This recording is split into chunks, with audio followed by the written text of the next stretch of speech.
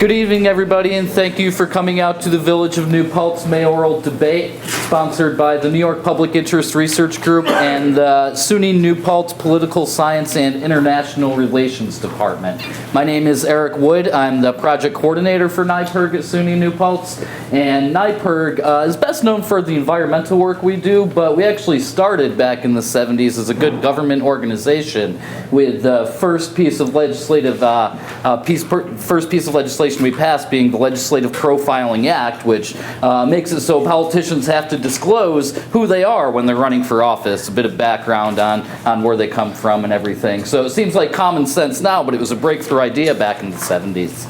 So we continue to do this great work today by, one, registering people to vote. So if you need to update your voter registration form to your current address so that you can vote in the election on May 5th, then we can take forms until April 24th, and I have some here with me tonight right over at this table. So please find me if you're not sure if it's updated. It's a good idea to do so. It's not going to hurt. So next, we focus on voter education, holding events like the Village of New Paltz mayoral debate tonight, which we've done for town supervisor and town board in the past.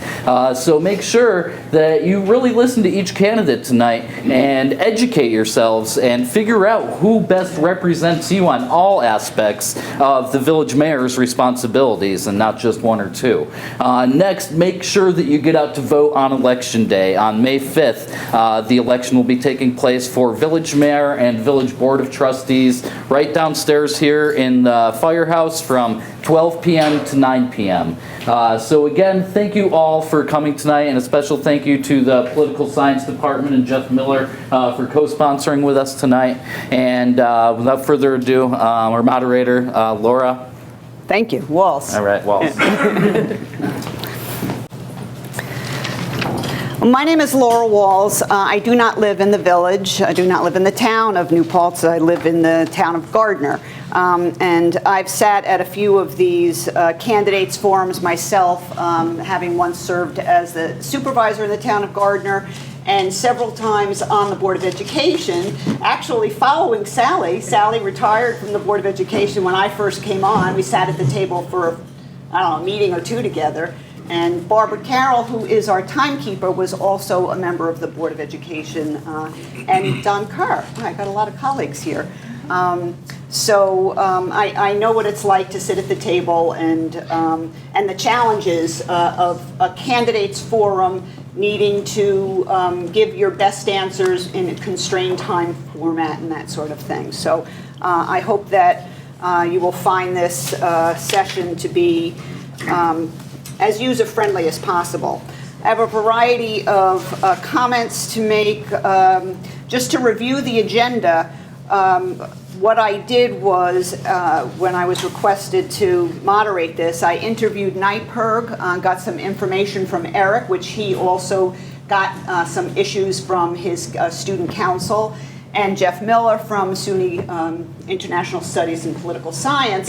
And so from that, I crafted 3 preset questions that are on the agenda. I fed them back to the sponsors, they approved them, and so the 3 preset questions the candidates do not know. Nobody knows but us. You also have cards that you can write questions on. So if you have any questions, you've got another maybe 10 minutes or so to write those questions out, and Jeff and Eric will then take those in the other room and reduce them to 3 audience questions, trying to, cull out the the primary issue of concern among the audience. Then, and each candidate has 2 minutes to answer each question. Then we've put on the agenda a 3-minute opportunity for each candidate to clarify. So the candidate can use that opportunity to clarify their something they've previously said, clarify something that they heard that maybe was of concern to them, and so that's a 3-minute question. We will also start with opening comments and close with ending comments. So it's a lot of familiarity to how the system runs. Handing each candidate the agenda and the 3 questions, and we'll open the questions one at a time. When we do question 1, you open question 1. I also did the short straw routine. So we can decide, we can determine who is going to go first and who's not going to go first. So,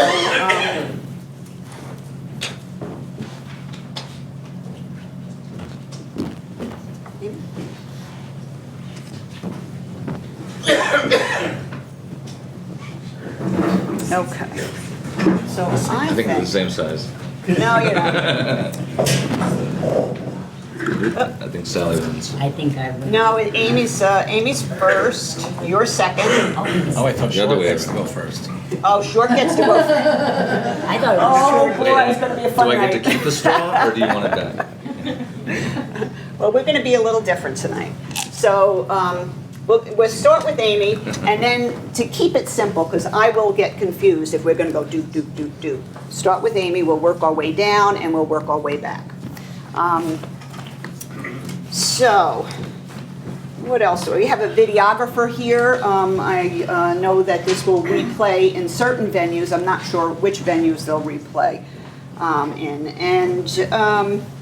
And Barbara Carroll's doing timekeeping. She has signs that will tell you when you get to 1 minute, when you get to 30 seconds, when you get to 15 seconds, and then the pretty pink thank you means it's time to stop speaking. And so, like I said, they're all 2-minute questions, except for the candidate clarification opportunity. You have 3 minutes to do that. So, I think I've covered all the items on my list. So again, any questions that you want to write down, audience members, on your cards, please pass them in the next 5 minutes, and they'll be boiled down into 3 audience questions. So anything that I can clarify? Cool. Everybody got sort of the process in advance so that you're somewhat prepared. And so with that, I guess we can, we'll just jump into it. And Amy, if you want to open question number 1. All of you can open question number 1. About opening statement. Oh, right. Yeah, thank you. Okay, we're going to start with Amy. And Amy, you get to make your opening statement. Okay. Appreciate you keeping me on task. Okay. Good evening. I'm Amy Cohen, and I'm looking forward to being the next mayor of the Village of New Paltz. I'd like to thank everybody for coming out tonight. I appreciate your interest in our local village government. I am running for mayor because with my knowledge, business experience, creativity, and communication skills, we can restore our village to be the best that it can be. As an 18-year resident with a successful national branded business started on New Paltz Main Street, I've spent the last 4 years studying our local municipal governments, our town government, our village government, and our police department. I have served as your New Paltz Police Commissioner, and I currently serve on the Town Planning Board. I, Amy Cohen, am prepared to address the multiple issues facing the Village of New Paltz. I have many great ideas: green jobs, ways to get grants, public safety, revitalization, and we all know it takes a village. So please, come out and vote for me, Amy Cohen, on Tuesday, May 5th. Let's make a change together. Okay. Sally, opening comments. Good evening. Sally Rhodes.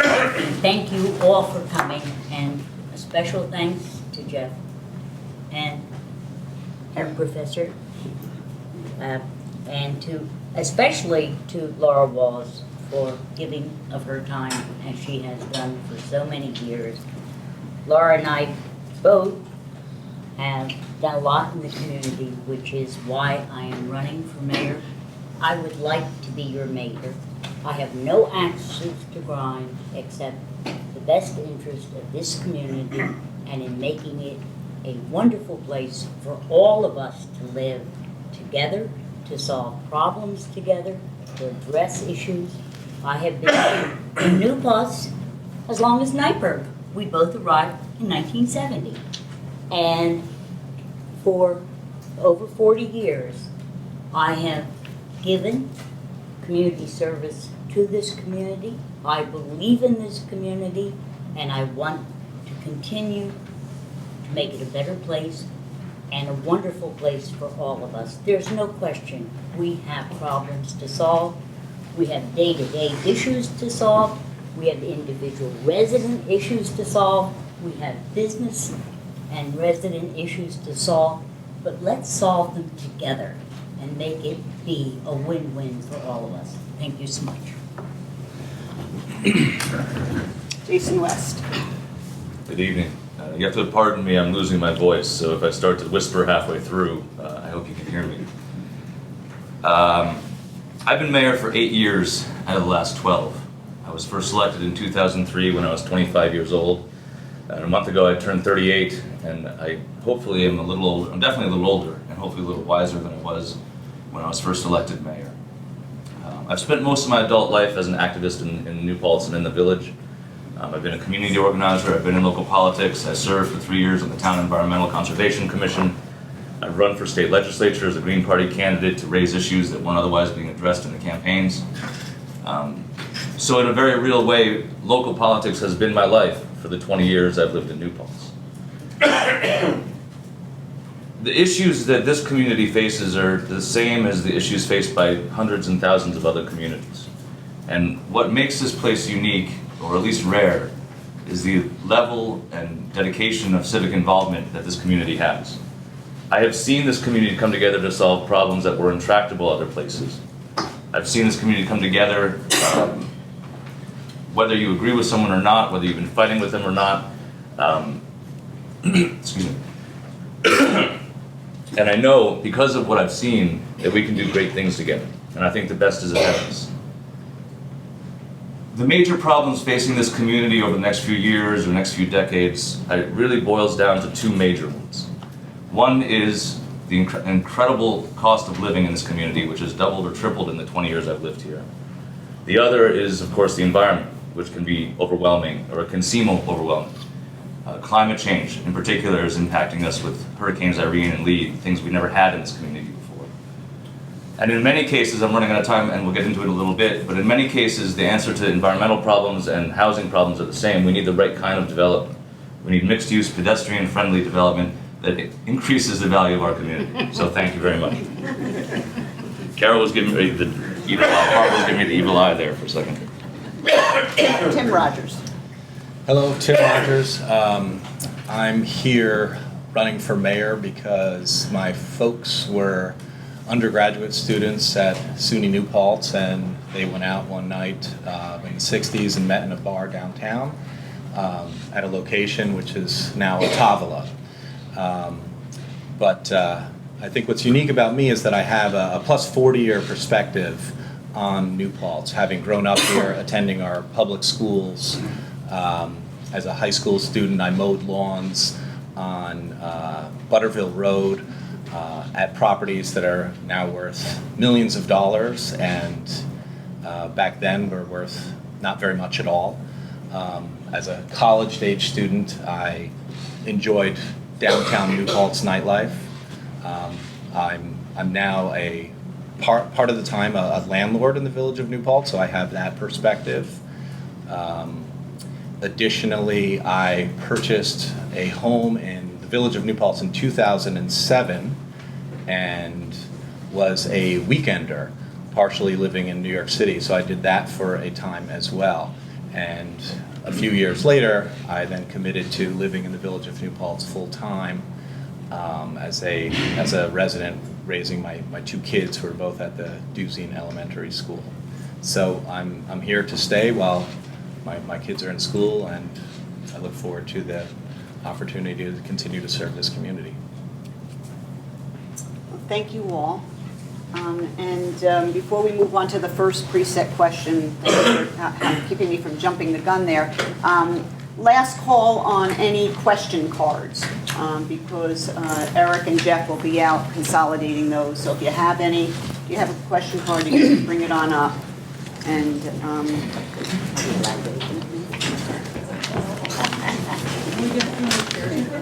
Yeah, I mean, okay, I think that's. Yeah. Yeah. Okay.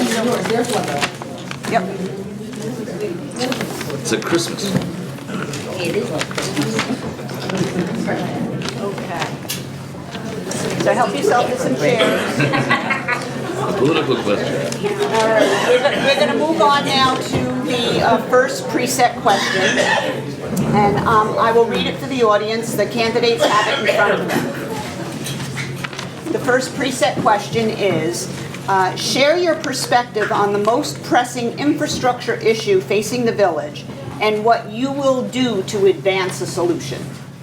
And so Amy went first. Sally, you go. This is a very good question.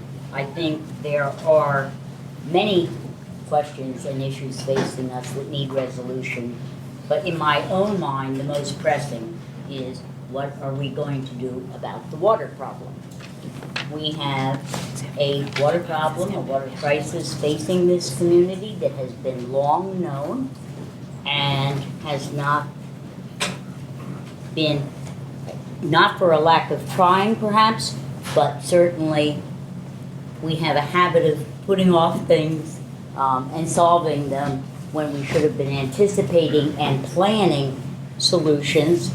I am very, very grateful to my colleague on the village board, Tom Rocco, who has taken this on as the village side of the solution and has really put his heart and soul into coming up with what we hope will be a working, reimbursable solution at no cost to this entire community.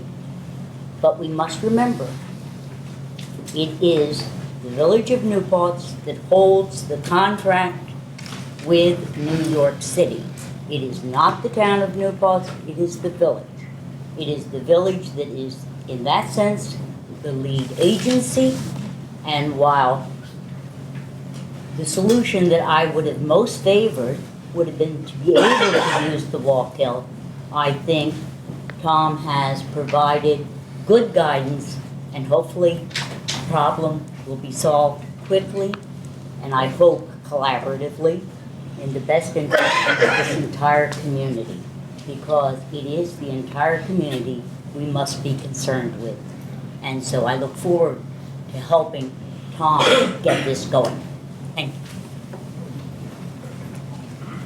Jason. Excuse me, I'm going to sit, if you don't mind. I agree with Sally that the water issue with the aqueduct repair is critical. It's hard to say what is more critical when you're dealing with infrastructure, because it's all critical. And I'd say that while the aqueduct repairs are an immediate concern, obviously the deadline is coming up. We've been dealing with this for on and off for 10 years, and we see the end in sight. I'd argue that while it's not as doesn't make the papers as much, our sewer infrastructure is arguably more important, because we have a century plus old sewer system laced throughout the village. So old that we sometimes don't have maps, because they didn't make maps when they made the lines in people's backyards or connecting neighborhoods.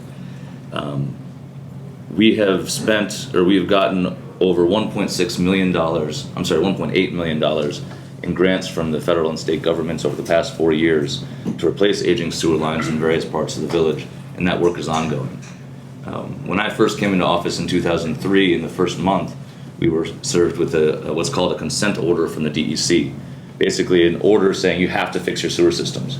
And at that point, we actually had geysers of human waste coming out of manhole covers during storm events at various parts of the village. That thankfully doesn't happen very often, if at all, anymore. But the public, occasionally, but not every storm like it did, is what I'm saying, because of the hard work our public works have put in, and our engineers and the village board.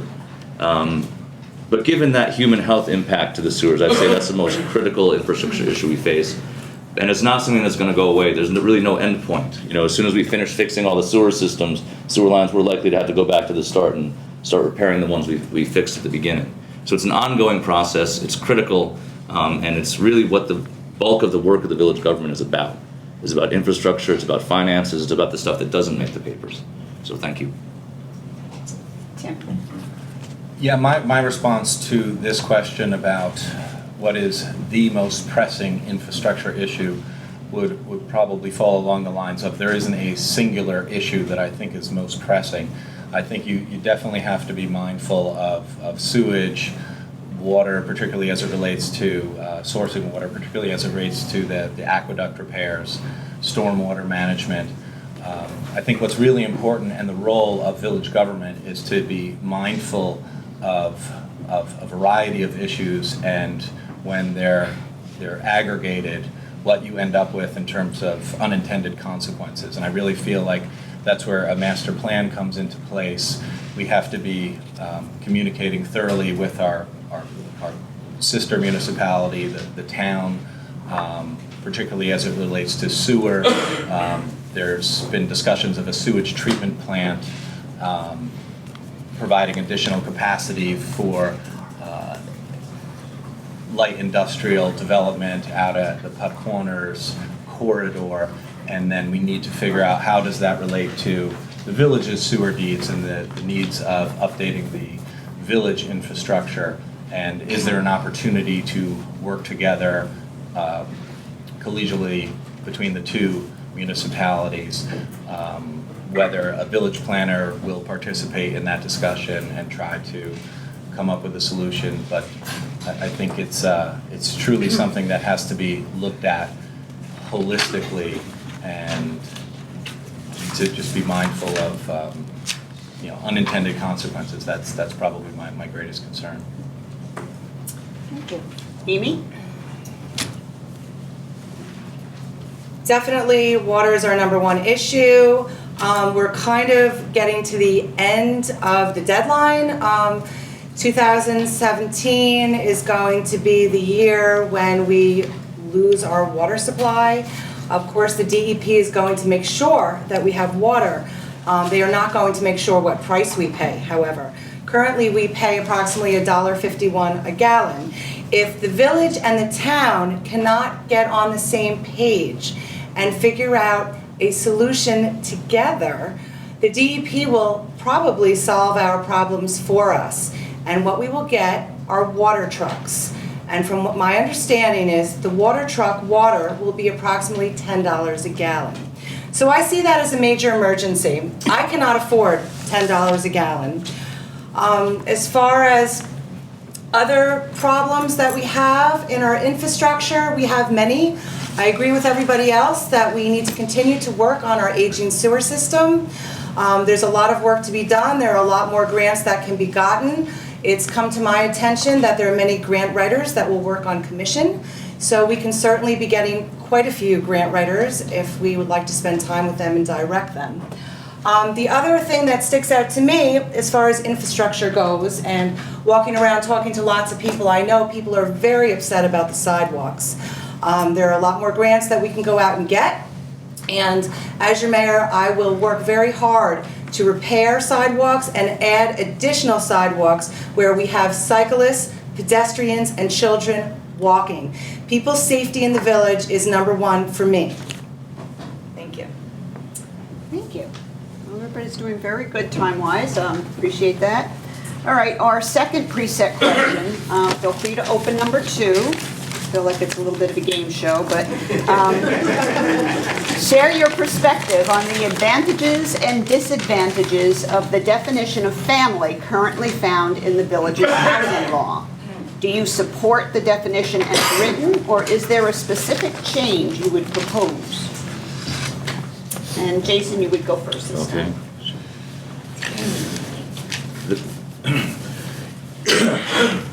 The definition of family that's currently in the village code was put there in 2013 when we revised the zoning definitions all throughout the code. The definitions all throughout the zoning code. It's a terrible definition, in my opinion, and it should not have gotten past the board's review. It defines a family as, I believe, no more than 3 unrelated people living together, and that's just not the reality of housing and living in the village. We've got a village that's 75% renters, so only about 25% homeowners. And to define a family that narrowly would be damaging to the housing stock. I mean, we have legitimate 8, 6, 5-bedroom Victorian houses in the village that are easily rentable as long as they meet all the building requirements and space requirements. So the village government, specifically myself, Sally, our village attorney, our building inspectors, our planner while she was here, have been meeting since, I believe, November or December, since December, to rework that definition of family to something that more accurately reflects what the realities are in the village. We don't want overcrowding. We don't want people living in closets. We don't want people living in hallways. So what matters, what's critical is the occupancy standards, is how many people can live in how many square feet. And that's exactly the question the village board is taking up. We'll be discussing it for the first time publicly this Wednesday night. We have a draft of a local law from our attorney based on, I believe, Oneonta's definition of family. So we'll be talking about it, and we're aware of the issues that this current definition causes, and we're in the process, we're in the midst of fixing those problems.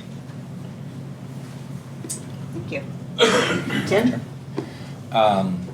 Definition of a family, so it was changed in 2013 to make it more narrowly focused, which I find to be curious because the definition of a family prior to the change was actually probably exactly how it should be defined.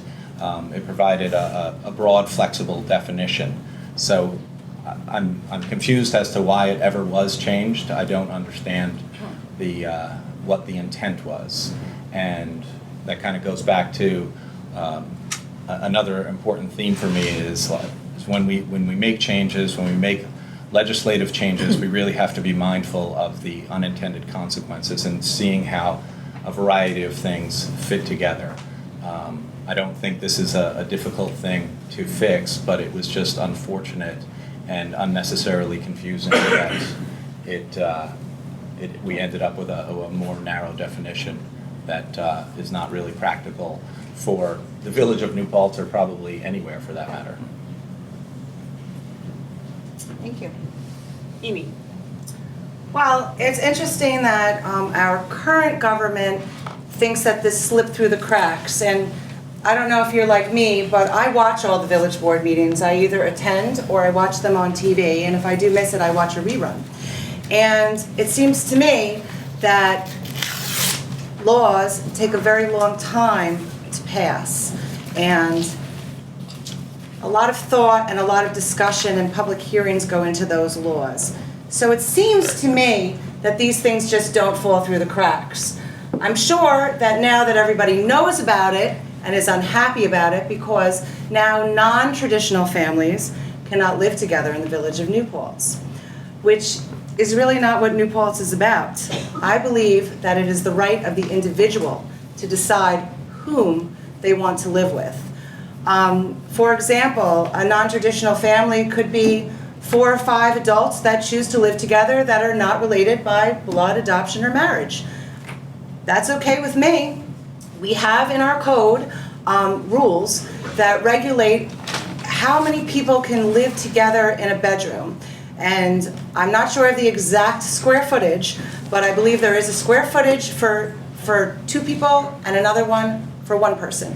So we actually have existing laws that tell us how much space legally a person needs to have in a bedroom. So I don't really buy it. These laws take a long time to change, and a lot of voting and a lot of thought does go into them. Thank you. Thank you. Sally? It's a very interesting question that has been raised, because, and especially interesting for me, I'm not a landlord. I'm not a tenant. My husband and I have lived in this community, in our house, and raised our family. My interest in housing is not in the definition of family, but in the interest in safety and the quality of living conditions that tenants receive. And we all know we have a major housing shortage in New Paltz. We have a really serious housing problem. And it is a a landlord's market in that sense, in that rents can be very, very high. And they are very high. And my interest in this issue is in the safety and the quality of living conditions that are being provided with no recourse if you are a tenant and you have a major problem. And when I become mayor, I hope, one of the issues I want to address is that our building department and the college housing department have a very, very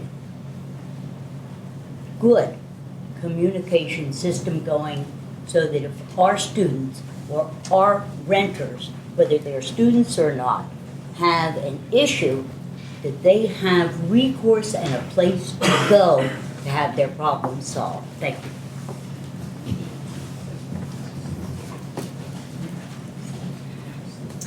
All right, so everybody's had their turn here. Okay, we're going on to our third question, preset question, and we'll start with Tim this time. Describe your personal approach to addressing and resolving matters where differences of opinion are strongly held, yet progress is essential. I like this question because I think we have an opportunity within village government and town government and intermunicipal government. It's okay to disagree. It's okay to disagree with folks. Like if Jason and I sat down to discuss something, he might arrive at the table and see that shade of gray, and I see that shade of gray, and I'm right. Right, and we could say, oh, those are different shades of gray. Let's draw a line in the sand. We disagree. There are differences in personality, and therefore we're done here. And I strongly believe that that's more the norm than anything else. That folks are going to show up with differences of opinion, and that's perfectly okay and very healthy. And we have a responsibility to check our egos and our concerns about personality differences at the door, because as an elected official and just as a human being living within a community, our goal is to move things forward. And I think it's also very reasonable to expect that nothing is ever going to be accomplished at any one meeting. It's about a series of meetings. It's about a commitment to showing up and hammering these things through, and as long as it takes, throwing your hands up and waving a white flag is not an option. Thank you, Tim. Okay, Amy. As your mayor, I will be able to work with the town. I have a proven track record with our town since I have been a volunteer in the town of New Paltz for the last 4 years. As mayor of the village of New Paltz, I will be able to sit down with all trustees in the village, all trustees and supervisor in the town, and resolve our issues. We all have a stake in this community, and we are one New Paltz. Whether we're a town and a village, whatever you want to call it, we are a community, and we need to solve our problems together. There is no way around that. I have a long history of working as a team player, both in my business, as a volunteer, as a parent, as a homeowner. And I will do my best to be a team player with the village, the town, and every single resident from all walks of life. I am here for everybody. I will have monthly coffee hour where people can come up and meet me and say hello, and they can air their problems and their suggestions. I know that our superintendent of schools does this quite successfully, and I'd like to take her lead and follow her example by welcoming people to my office. I will have an open door policy. I will be here every morning as your mayor, as a regular mayor, keeping regular office hours, returning phone calls and returning letters to everybody who writes to me and calls me. Thank you. Thank you, Sally. One of the things that I love about New Paltz and really enjoy is its diversity. That makes it such a vibrant place and such a wonderful place. So differences of opinion, in my view, are the best thing you can ever have in a community. Is whether the differences of opinion are approached from a personal, partisan agenda, personally driven agenda items, then we have a different situation. But if I do believe in my years of experience in community service, doing many things in this community for the betterment of this community, I believe the best solutions are as many opinions you can gather, viewpoints, different ways of looking at things. No one's going to be a winner. We're all going to be a winner, because I suspect, and I have found, that when you have a hugely divergent view coming together, and this is assuming that we're all coming together with good intent for the betterment of this community. And if we're doing that, the more opinions we can gather, the more ideas, the more angles we can see it from, the better the solution's going to be for all of us. Thank you. Thank you, Sarah. Jason? I suppose my personal approach to addressing and resolving matters where differences of opinion are strongly held, I guess it would change depending on the issue in some sense. Like anyone, I get frustrated, like anyone, I can find compromise. What I have found over the years is that when people dig in their heels and can't hear each other anymore, it's really often just boils down to pride. So if you can try to practice putting your own pride to the side, I apologize for the rhyme, it helps you and everyone else around you see the issue more clearly. I'll give you just one example. The sewer plant that was so controversial that was being proposed next to the high school. That went on back and forth between the town and school district for quite a while, until it just kind of struck me, and I brought to the village board first the idea that, well, why don't we just get rid of this whole controversial issue and see if we can't expand the village sewer plant to take in the capacity that the town needs. The village board liked the idea, the town board liked the idea, and that's exactly what we're exploring right now. The village engineers are coming with cost estimates and et cetera, et cetera.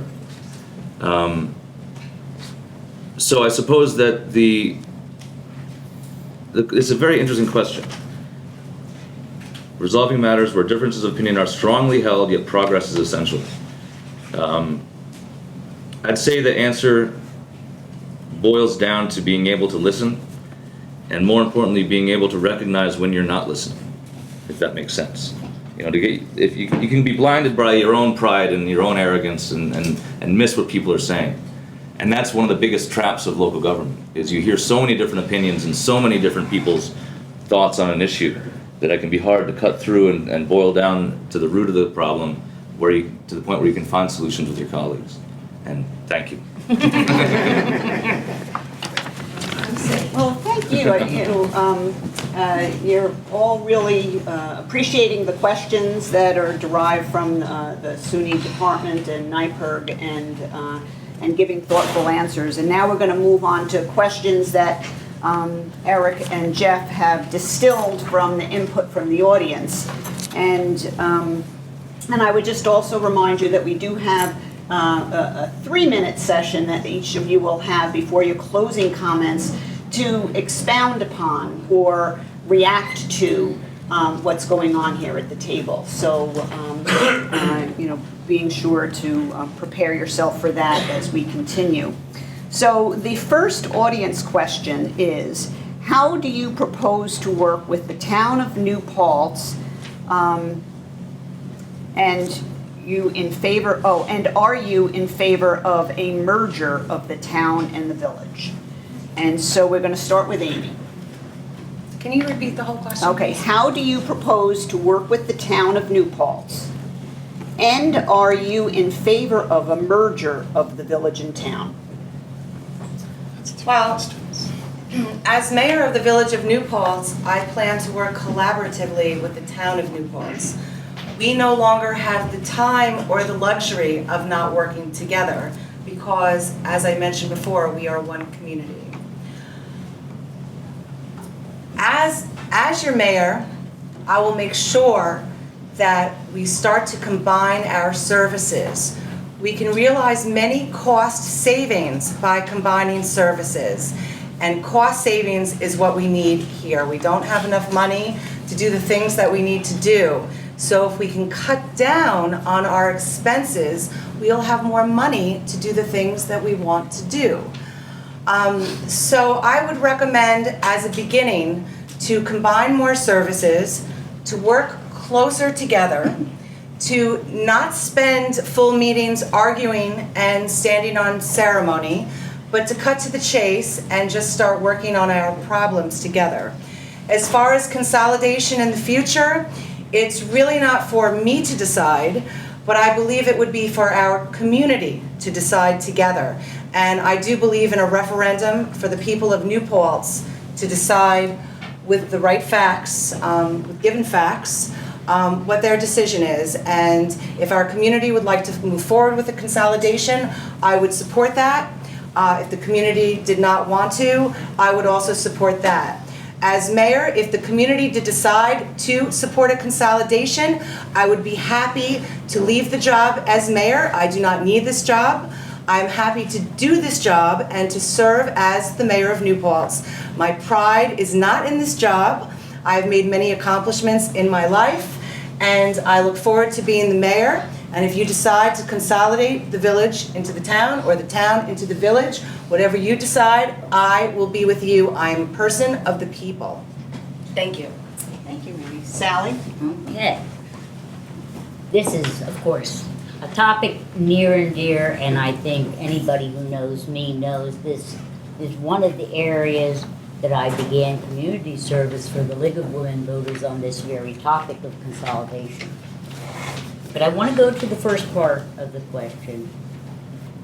I think those of you who have watched know that I have, as a trustee, made every effort to do collaborative efforts with the town board. I think, speaking for myself and my impression of the village board, we have made very collaborative efforts and not always been able to accomplish joint meetings that have been requested on specific topics of interest to this community. And so I will continue to make every effort, but I will remind you that in all relationships, it's a 50-50. To the topic of consolidation, I have been theoretically a great believer in one government because I believe it introduces efficiencies and all sorts of things, and so there's a lot of the need for collaboration. But at this juncture, having sat on the committee, the last committee on this issue, which recommended a village town-wide government, that I favor. I am not in favor of disincorporation of this village because it will be a loss for one side or the other, and to make one government, it has to be a win-win for everybody. Thank you. Thank you. Jason?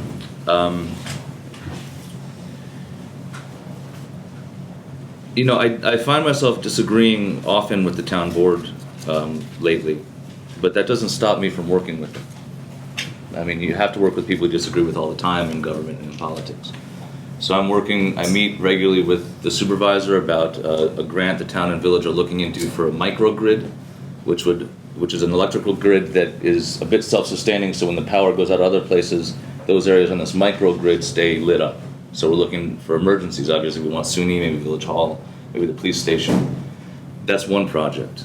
We were discussing a joint master plan for quite a while with the town, and to the point where we invited a town board member into interviews when we're in the midst of hiring a new village planner, and we invited a town board member, Jeff Logan, to sit in on those interviews because that village planner may be writing a joint master plan for the town and village.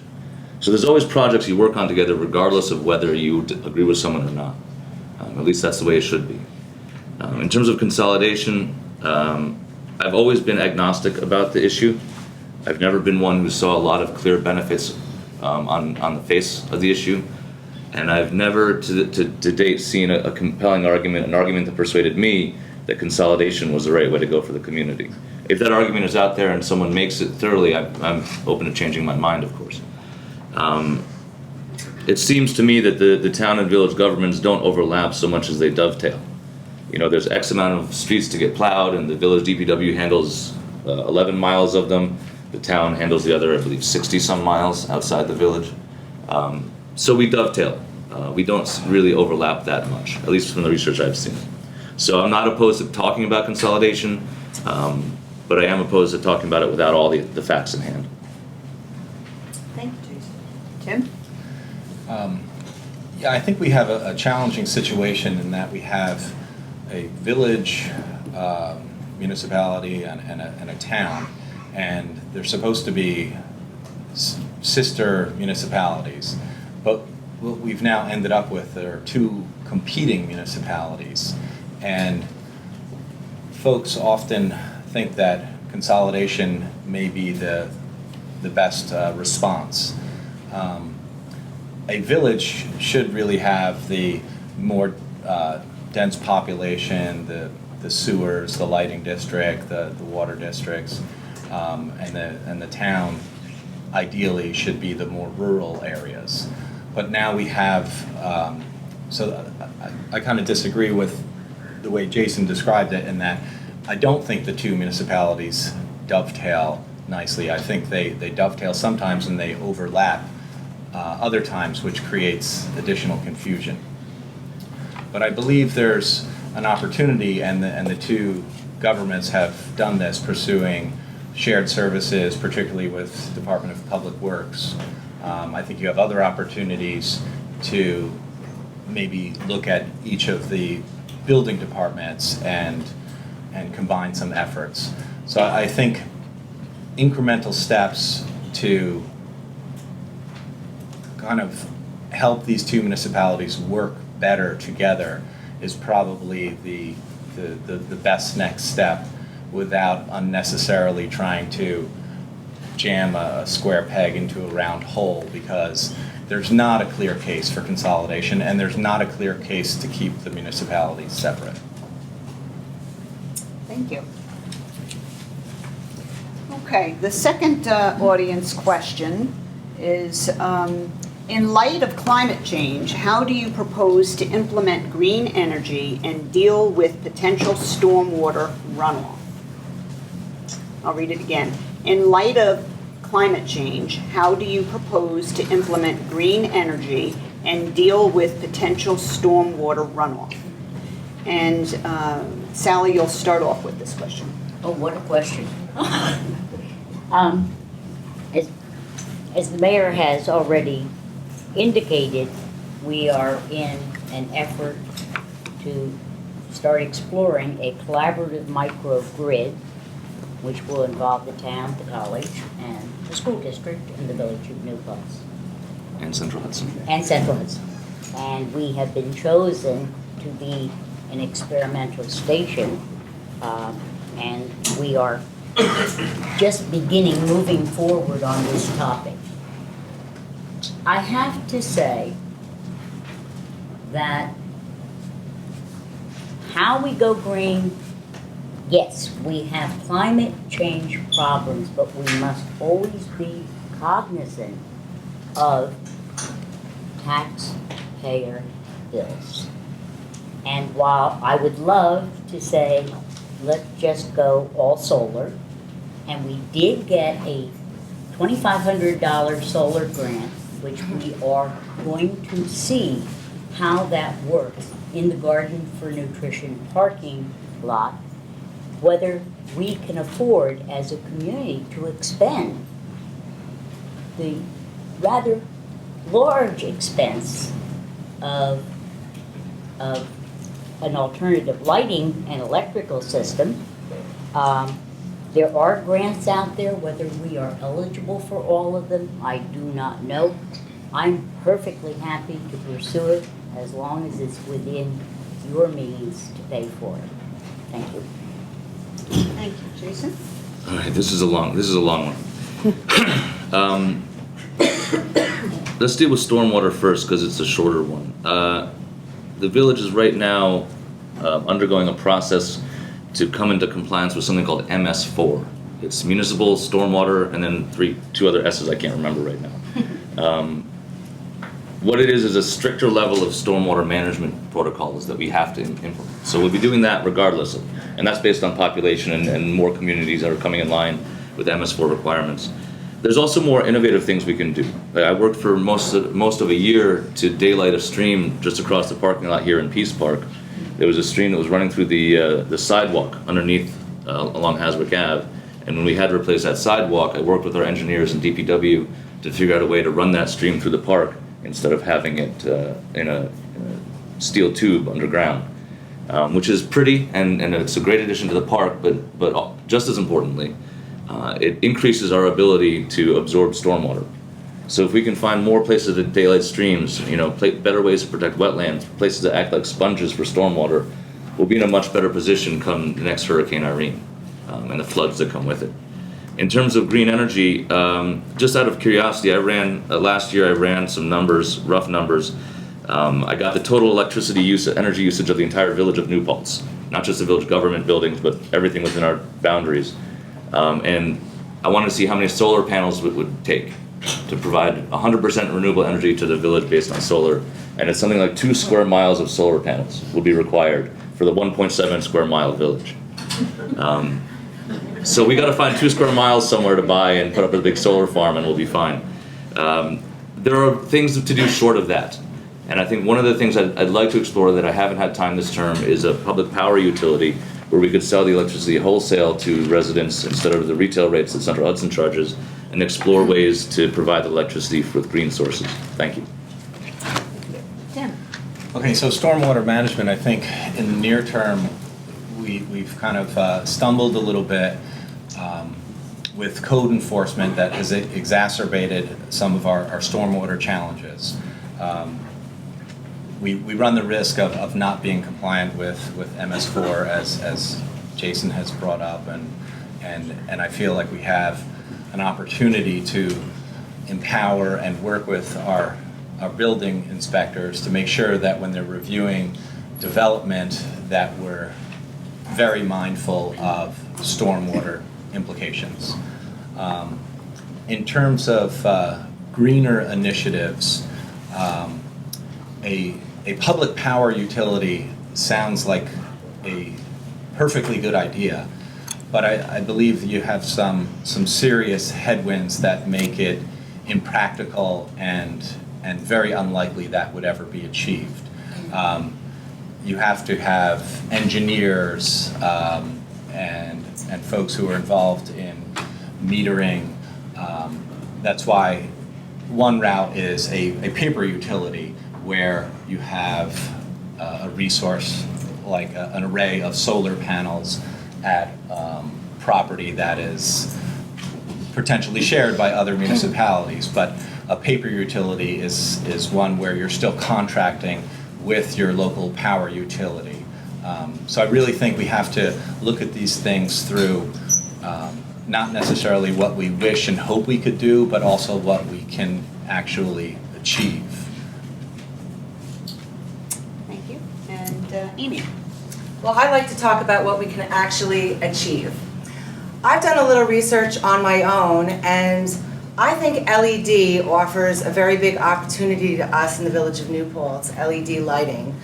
And it turns out that there are several companies out there, including Con Ed, I've been told, who are willing to help us switch into an LED lighting source. So instead of having the Con Ed lamps throughout the village, we could switch to a LED lamp. And with a little bit of further research, I found out that we could actually get antique reproductions. So we could take, say, an antique street lamp from a quaint old New England village, so we still have the beautiful New England look, and switch into LED. We can do this transition for free. So that would mean it would cost us nothing, and we could try that out. The good news is that we would still be paying them whatever we would pay Con Ed for the first 2 or 3 years. And then once the lamps would be paid off, we would have no more Con Ed bills. And we would have LED lighting throughout the village. Thank you. Thank you. Okay, so we're on to audience question number 3. I'm going to ask that in answering this question, offer as much specifics as possible, okay, because it's becoming a little bit overlapping with some of the other things that we've talked about. So maybe getting a little bit more down to the nitty-gritty about how these things would transpire. The question is, how can the village improve relations with the college on issues like housing, i.e. Park Point, and other infrastructure and service challenges? Mine first. Let's see, yep, you're, Yeah, yep. No, you went, well, Amy went last, so I would, no, It's Jason's turn. it's Jason's turn, yeah, it's Jason's turn, I got it written Trying down. to steal my turn? sorry. Let's be real collaborative. No, it's Jason's, I'm sorry, Sally. I'll answer the Yeah. first half, then you answer the rest of it more. Okay, Yeah. that sounds good. Yeah, with that said, you want me to reread it? Please, if you Okay, could, all right. How can the village improve relations with the college on issues like housing, i.e. Park Point, and other infrastructure and services challenges?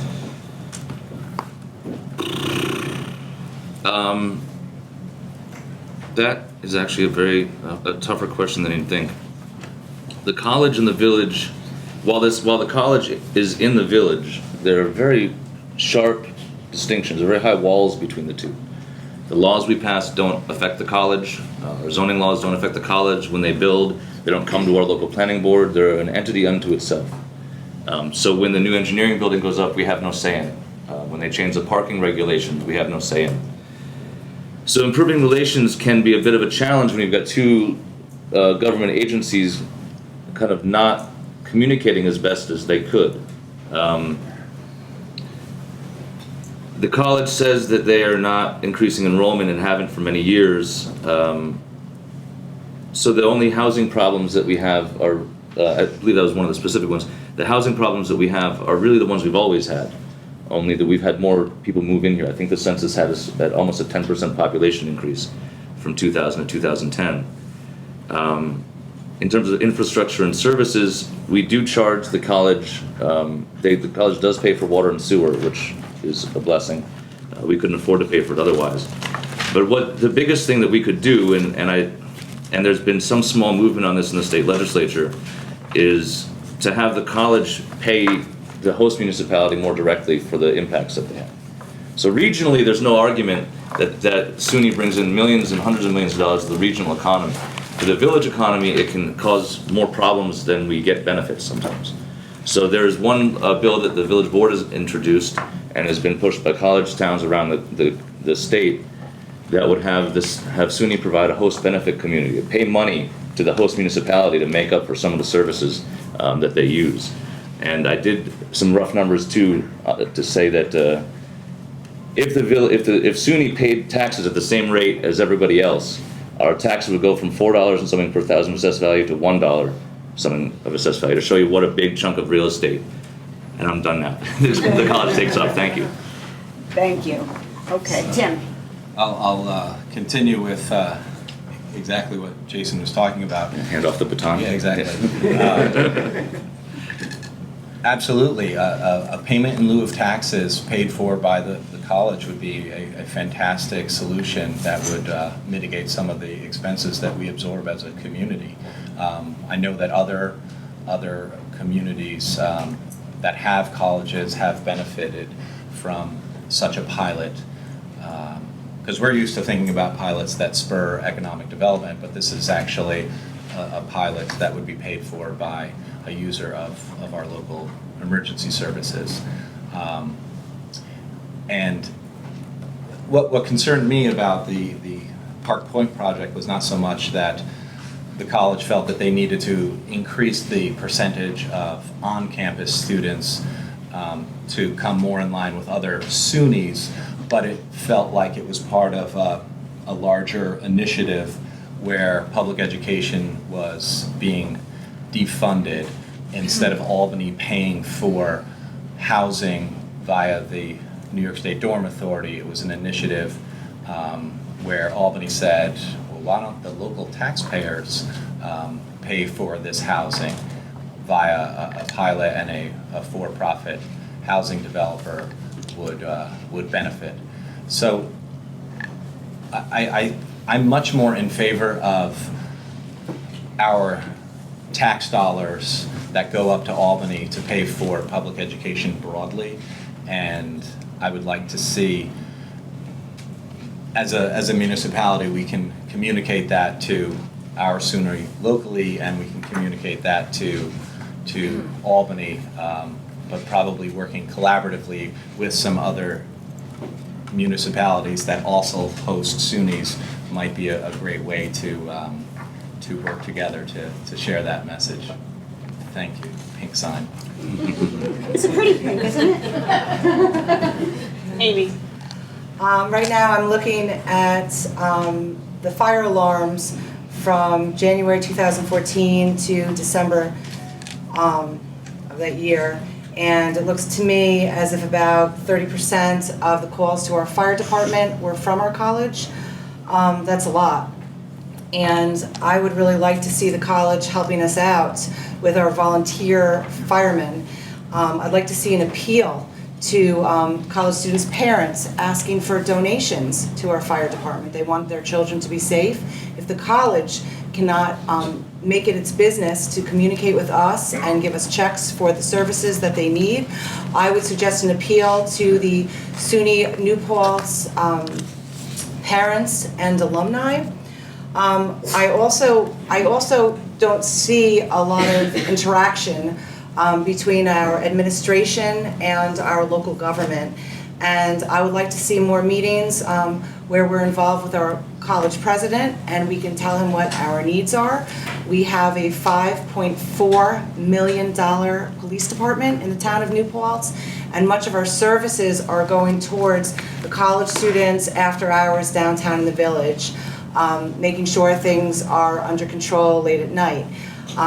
Unfortunately, our on-campus police department, by law, is not allowed to come into the village, which honestly, I really would like them to be able to come into the village. Somehow they are allowed to give tickets outside of the college on 208 and on Plattekill. But I would like to call on SUNY Police for some more help. And I do believe that our police departments recently have started to work more collaboratively. Thank you. Thank you, Amy. And Sally, thank you. I believe I am the only candidate running who has concrete proposals on my platform regarding our relationship with SUNY New Paltz. I can remember when the mayor, and I think I'm correct, first ran for office, he wanted to use wooden discs to show the economic impact that the college has on this community and what it provides to our community in terms of businesses and economy. I really believe, and if you haven't gotten one of my brochures, they're here. One of the things that I'm proposing and proposed before the legislation was introduced is an association of SUNY communities. And this would be a group of college representatives, community representatives, the village board, to talk about community problems that we all have in common, and maybe solutions have been found that will work for us too. We're not living in a vacuum. I do really believe that the Tenant Landlord Committee has to be reconstituted. Unfortunately, the volunteers we had didn't want to serve anymore. We have not found people willing to serve, but I would very much want to have that started again and have two SUNY students who live off campus serve on that, because communicating with each other often is the solution to problems. I already talked about wanting to strengthen the relationship between our building department and the tenant landlord. When we talked about the comprehensive plan, I was the one who wanted the college included. They are a major factor, they are a major contributor, and I think they are willing to help us where they can. Thank you. Thank you. Now, I really want to thank our candidates because you're providing concise and independent points of view. So it's really, I believe, sharing important perspectives with the audience.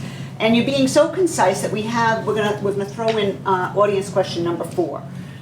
So Do we get to vote on that? no. So and to be clear, audience question number 4. We'll start with Tim. Okay. What would you do to increase tourism and spur economic growth?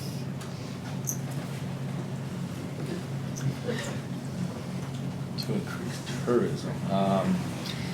Well, we have a vibrant community of folks who organize events like Celebration of the Arts and Regatta and a variety of other community events. And I think being a village government that is supportive of those initiatives and works with those local community organizers who are big proponents of those events, I think making sure that they feel comfortable coming to the village board asking for, if it's insurance or approvals to use particular sites, I think that's a great way to encourage tourism, because this has become a destination town.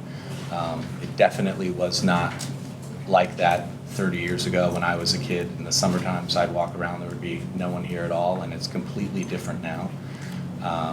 And I think that's great. I think these mountains and this preserved land is magical, and there's nothing that we can do to manage, or we can try to manage people's interest in our beautiful regional assets, but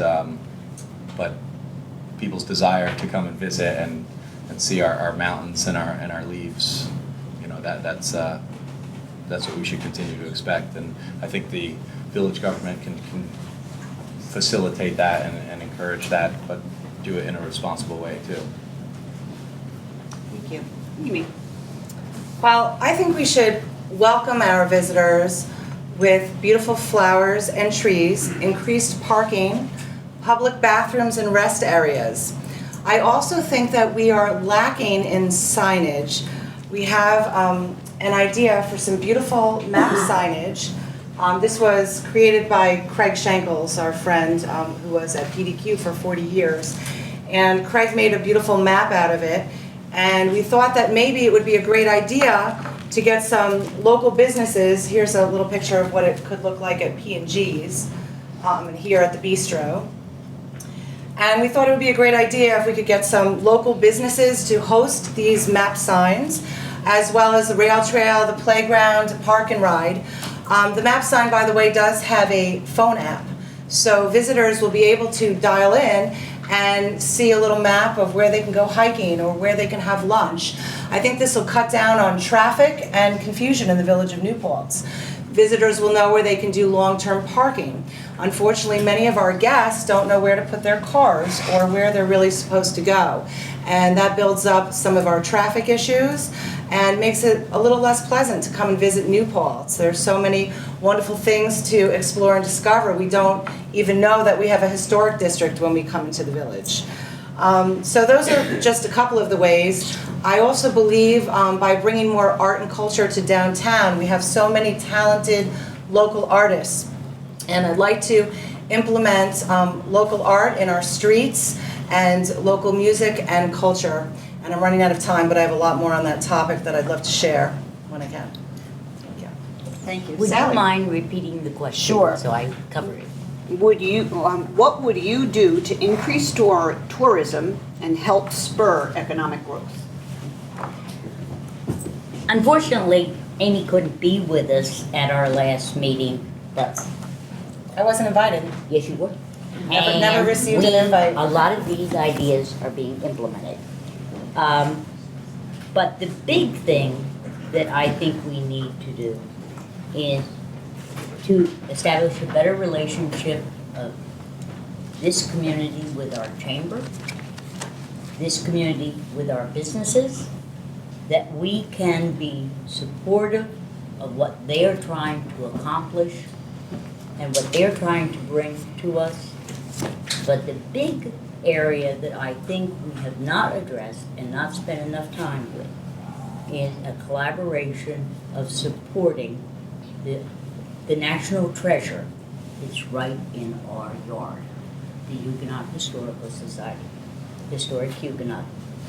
And we need to do that. We need to do that for each other, because if they can increase their tourism, that benefits us. We can benefit them.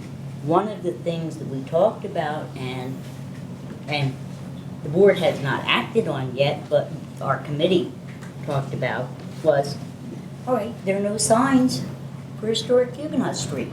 We're going to fix the signage for parking and for municipal shopping, as Amy has suggested. But one of the things we can do when we do that signage is if they provide the signs, we can put them up. It's as simple as that. It's working together to benefit everybody, the residents, businesses, and all of us. Thank you. Thank you. Jason? You know, there's really only two reasons people come to New Paltz, or three, I suppose. It's not what you're thinking, Michael. I heard that laugh in the back. The mountains, downtown, and to come visit people at SUNY. That's why people come to New Paltz. There would still be a village here if it weren't for SUNY. It would be much smaller, and let's admit that. But the mountains and the mountains we can't do much about. The town has a open space committee and a clean water and open space. Environmental board and a clean water open space committee that is working on preserving open space in the town. What we can do is spur economic growth. The second part of the question in the village itself. We are, quite frankly, running out of places to build, which is why you see such difficult projects like we've seen in the past few years at Mohonk Ave and at Church Street, where people are shoehorning in development where previously nothing had been built. But there are areas of the village that we can do something called infill development, where you pack in, take sprawl and pack it in to make it more pedestrian friendly, more mixed use, basically like downtown New Paltz. And that's exactly what the village board did with the law that I helped write. I believe we passed it 2 years ago, that rezones Route 32 North, roughly from Salvation Army to Bosse's, to be more like Main Street, with the buildings close to the street, the parking in the rear, little distance between buildings. Picture Broadway, Saratoga, or a slightly wider Main Street, and you have an idea of what the potential of Route 32 is now. That will help deal with our housing crisis that Sally mentioned. It will help with our reactions to climate change and the environment, because people living in dense, walkable communities have a lower footprint than people who live in sprawled communities or rural areas. It will bring in more space for retail businesses, because we have no place for a new business to open in the village. There's just, I can think of maybe one vacant storefront in the entire village of New Paltz. So we need more space for business, we need more housing for people, and we need to provide that in a way that protects the environment and spurs economic growth. Thank you. You made it. Thank you. I just barely, no, she was holding it up for a second. Okay, so we're coming into the home stretch here. The last part of the agenda is each candidate has 3 minutes, they've only had 2 minutes so far, for clarifications. They can expound upon something that they've spoken about before, maybe they didn't get to finish the thought. They can respond to something that might have been said that they felt requires a response. And then following that, each candidate will have another 2 minutes to do their "Why Vote for Me" pitch.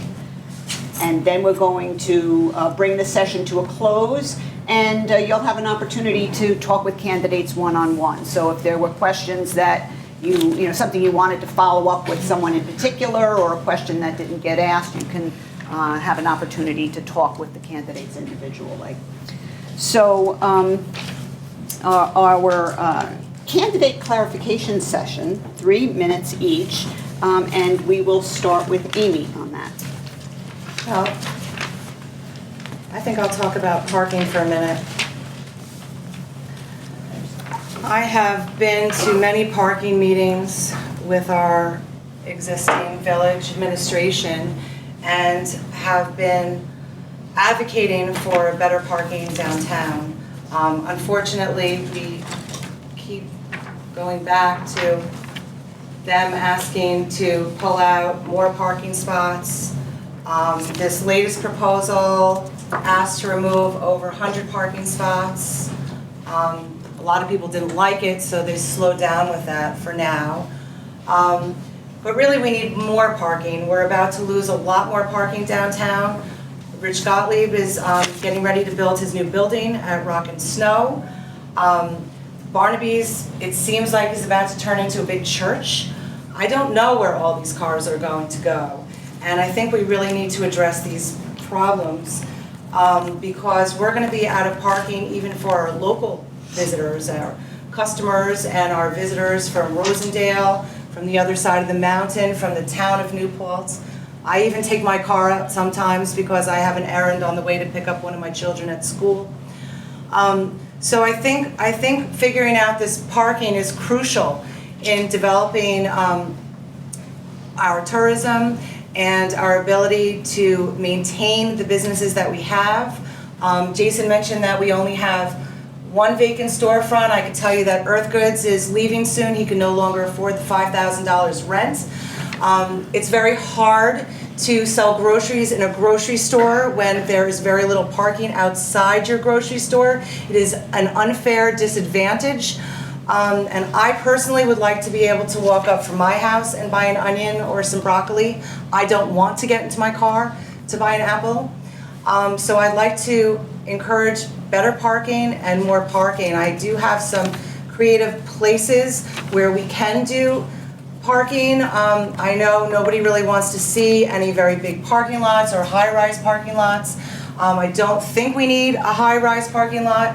I think a 2-level parking garage would be something that I would like to investigate. There are companies that will come in and build this for us. We don't have to spend our own money or get grants for this. And I'm running out of time, but if you're interested in parking, please come talk to me. Thank you. Sally? There are many, many issues facing the village of New Paltz. Some very, very large issues needing immediate resolution, such as water. The desire to have a joint comprehensive plan, which we were hoping to do together. I hope we still can, because those kinds of things are important if we're going to grow together as a community and grow correctly.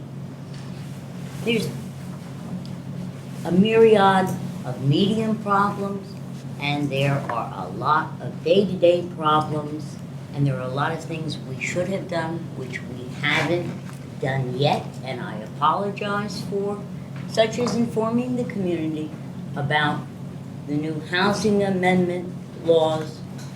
Property owners who either rent property or are owner-occupied properties have the right to know those things, and we have failed you, and I apologize for that.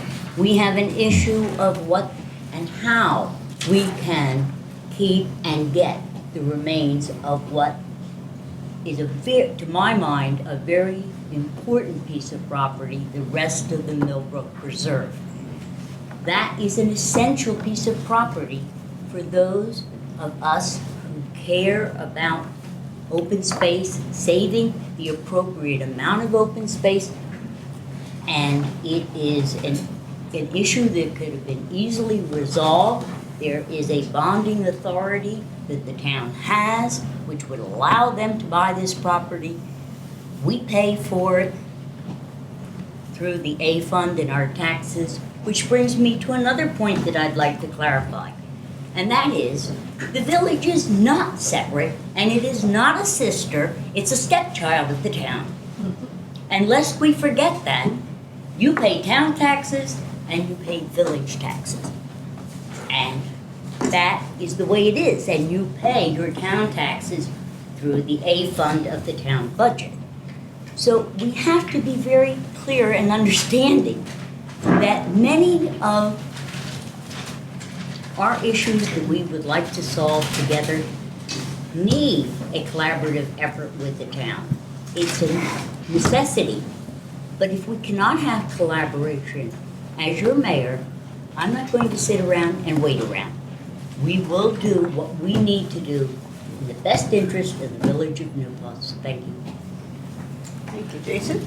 I just want to talk for a minute about a couple of issues that haven't come up. Just kind of a laundry list of things that are going on in the village. One is Amy had mentioned solar street, and I believe Sally had mentioned solar streetlights. Just to clarify something Amy had said in terms of her desire to look into LED lights, we can't get them yet. Central Hudson is making LED streetlights available later this year, so we'll be moving on that when they're actually available. That said, one of the things I would like to look into, and again had started this work, but other things came up, would be the cost to in phases replace all of our streetlights with freestanding solar streetlights, hopefully with some kind of electrical outlet, at least on some of them, which in the case, again, I keep bringing up Hurricanes Irene and Lee, which were huge deals in local government. We had to mobilize an emergency operations center. It was a huge undertaking. So it looms large in my memory the last 4 years. And it would be so nice if during a blackout, like we have sometimes in ice storms, if we had all the lights on in the community for public safety reasons, have them solar for environmental reasons, and have them available for people to charge phones or do whatever they need to do in the event of a blackout.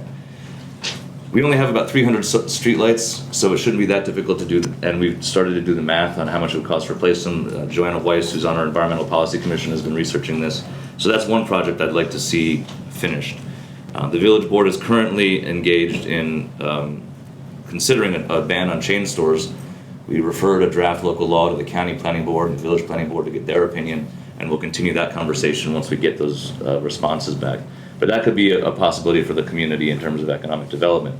Since a locally owned store or business recirculates 45 cents out of every dollar back into the local economy, while a chain store recirculates only 15 cents out of every dollar. So if you have the option, you want the local business because they're going to hire the local attorney, the local accountant, et cetera, et cetera. There's a multiplier effect. One of the other projects that is in the hopper now is looking to potentially municipalize garbage collection in the village, which would allow us to have curbside compost, it would allow us to have control over what we recycle and possibly expand what it is that we recycle in the community while saving people money. Finally, I'm involved in a new effort. We have an event this Thursday at 4 p.m. at the college to clean up the Wallkill River. I gathered a group of experts on the Wallkill and ecology last fall, and we've been planning this event to draw attention to the river and hopefully begin the process of making it swimmable. Though we won't have that in time for the regatta this year. I apologize. It may take us 50 or 100 years, but we're getting started, and you have to start somewhere, so we're starting this Thursday. Thank you very much. Thank you. Tim. Okay, so as far as a green initiative, I completely am on board with the sentiment of converting streetlights, our 300 streetlights, over to a solar-powered streetlight. The problem with that is that then you need 300 batteries, and I don't see that as a wise path to go down. I think if we're looking at renewable energy options, we really need to be looking at arrays, sharing arrays developed across other municipalities. But I think that's really the opportunity. It has to be a larger initiative. And I also want to bring up a point, because several times during our discussion tonight, folks have talked about a housing shortage in this village. I take issue with that phrase because I do not believe we have a housing shortage. I think what we have is an affordable housing problem. And I believe that has largely been created by lack of or poor code enforcement. And I feel like we have an opportunity as a village government to empower and support our building department. I've spoken with individuals in the building department, and I feel like they have many good ideas, and we need to be asking them, what do you think? How do you think you could do your job better What legislation would you tweak? And also just communicating with them what are the core values of our community.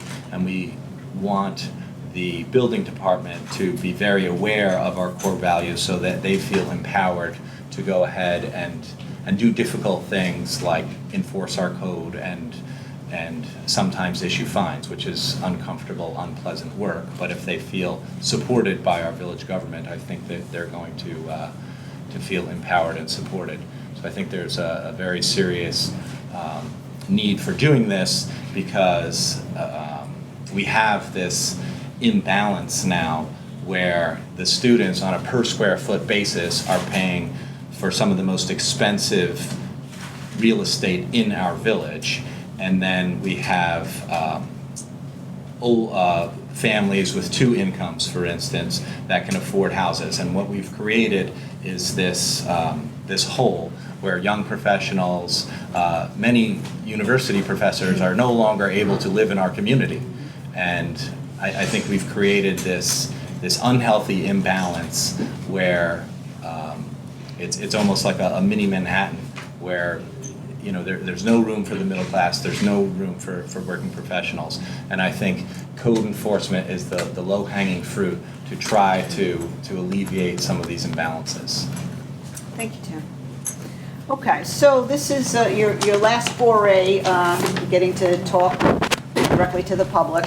You have 2 minutes, so use the opportunity to make your why vote for me pitch. What differentiates you? Why? What is it that motivates you? And you've been doing a very good job. Sally, you're up first.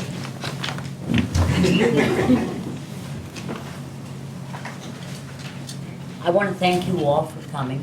I hope that if you haven't seen my brochure, you will pick one up because I think it will tell you more about what I want to do, what I have done. I've had 40 years of community service. I believe in this community. That is how I am approaching the mayorship, to be your community servant. Government must serve you. It must deal with the day-to-day issues. They cannot be put on the back burner. They cannot be left undone. Many of the problems facing us today is because we didn't do, we didn't plan, we didn't think when we should have. And we had time to do it. We talk about our nice promises we're going to make to you. Anybody who has worked with me knows I do what I say. I do it honestly, with integrity, and with the community in mind. And I thank you, and I hope you will vote for me.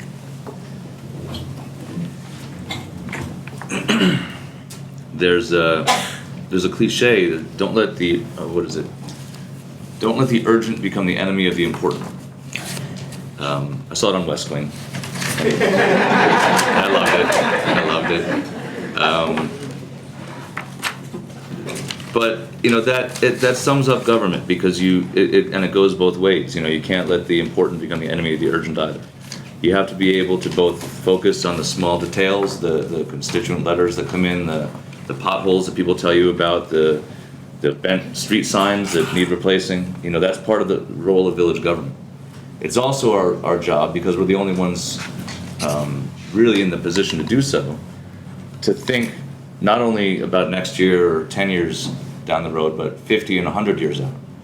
Because we've been here, the village has been here, the village has been here since 1887. New Paltz has been here for 300 years, and we're not going anywhere. So we need to plan for the next 100 as well. And that's why things like looking into whether a public power utility would work for us is important. It's why trying to clean the Wallkill is important. It's why trying to replace all of our streetlights with solar is important. Even if they don't pan out, the research that we do may lead to other projects and recruit other volunteers. So we have to do that work. And we have to do the nuts and bolts agriculture work, not agriculture, infrastructure work. We're in the middle of a $4 million replacement of our water supply system, of our water treatment plant. We're looking at expanding sewer service up 32 so we can develop that corridor I was telling you about. We're annually replacing many sewer lines as we can. And it's the combination of this kind of work, the small detail and the big picture, that makes this job so exciting and so interesting. And I would look forward to serving a third term. I look forward to seeing these projects through, and I look forward to seeing what new projects and ideas come up in the next 4 years. So thank you.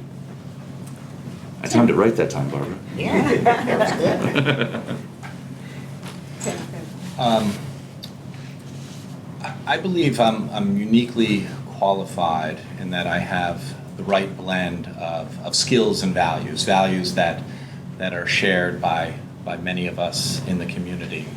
And I also have an identifiable track record of seeing projects through, whether it's through my work in the private sector or the work I've done on the school board or town planning board. However, I do not take this responsibility lightly. I think being the mayor of this village is a difficult job. I believe municipal law is often unintuitive. I saw this on the school board when we're trying to create a capital project, and if you try to look at things through a private sector lens, you become frustrated, and you have to understand that SED has very specific rules that are completely unintuitive, and I believe municipal law is very similar. But we have several, all of us are smart people who are vying for this position at this table. And I think being smart is an important aspect and necessary to do this job well. But I think what is also incredibly important is the ability to work collaboratively with village staff, with your fellow board members, with the town board, and with a variety of members of our community. I think that's the combination necessary to do this difficult job successfully. And I look forward to the possibility of serving our community. Thank you. Thank you. And Amy? In closing, I'd like to share a letter from Ann Muller. Like a breath of fresh air, Amy Cohen for mayor. I'm truly excited about the prospect of having Amy Cohen as the mayor of the village of New Paltz. First and foremost, Amy is an egalitarian. Without prejudice, her all-inclusive and progressive outlook embraces the varied interests of village residents. As an owner and manager of the Groovy Blueberry stores, one of the village's magnets for students and tourists, her local business acumen has been honed. Her interactions with customers, neighboring businesses, employees, and students have provided her with the insight into the needs of village residents. Amy talks the talk, and I trust she will walk the walk. When she is elected. She looks forward to addressing such quality of life needs as public transportation, bike and pedestrian safety, student housing, education, health, arts, and recreational opportunities. That and more are in her sights and hopefully soon to be on her plate. Amy has made the village of New Paltz her home and store location for over 18 years. She is a mother who cares about the quality of education, a Cornell grad. Amy plans to create better synergy between the university, town, and village, encouraging green tech companies to locate in the area so that SUNY New Paltz graduates can find their dream jobs right here in the area they've grown to love. Importantly for me as well is that Amy is an animal lover and has promised to humanely resolve any animal-related issues that may become before the village board. I further appreciate the fact that Amy is fair-minded and realizes that it takes working with tenants, landlords, employees, local businesses to be, environmentalists, students, parents, children, farmers, artists, medical professionals, architects, historians, and futurists. In other words, all that comprises our vibrant community to make it better for everyone. Finally, Amy's respect for people, her ability to listen without bias, her practical, grounded, and encompassing understanding of the village's needs, and last but not least, her good humor, can lift New Paltz out of a divisive and negative state to one of greater harmony, better vibes, and friendship among its residents. Like a breath of fresh air, I look forward to Amy Cohen's chance to move forward with her worthy goals as mayor of the village of New Paltz. I look forward to serving you. Vote for me on May 5th. Thank you. So we have lots of thank yous to make as we close tonight's session. Most importantly is Eric Wood from NYPIRG and the Student Council at NYPIRG, and Jeff Miller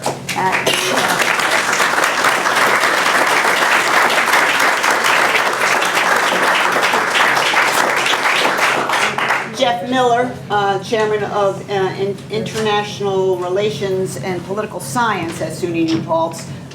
They co-sponsored this event. We have Barbara Carroll and Joanna who did the timekeeping, and we very much thank you for that.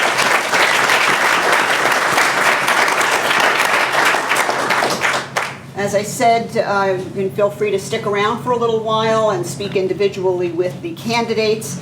I hope you found this valuable. I think the candidates did a really fabulous job getting to their point of view on a lot of these questions. And it's, you want to have a candidate tonight where you can hear directly, but that, it's different than a debate. And debates are good and they have a place, but it's a different structure, and that's not this.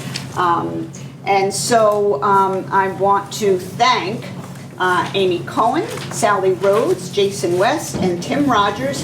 If they can get done a meeting before the time the meeting's supposed to end, that's extremely valuable. You all win on that front. Thank you so much.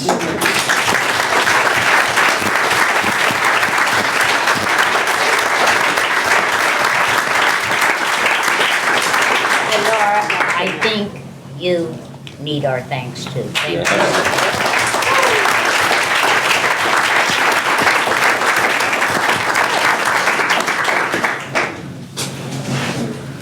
Well done. Well done. Ken? Amy? Yeah.